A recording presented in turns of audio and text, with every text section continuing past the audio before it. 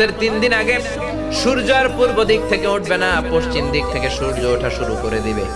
সূর্য যেদিন পূর্ব দিক থেকে না উঠে পশ্চিম দিক থেকে উঠবে, তখন আর তওবা কবুল হবে।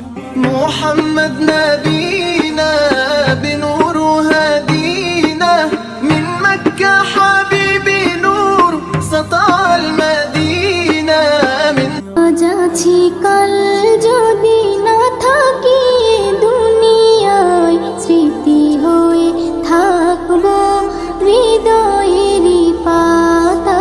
لا إله إلا الله محمد رسول الله لا إله إلا الله محمد رسول الله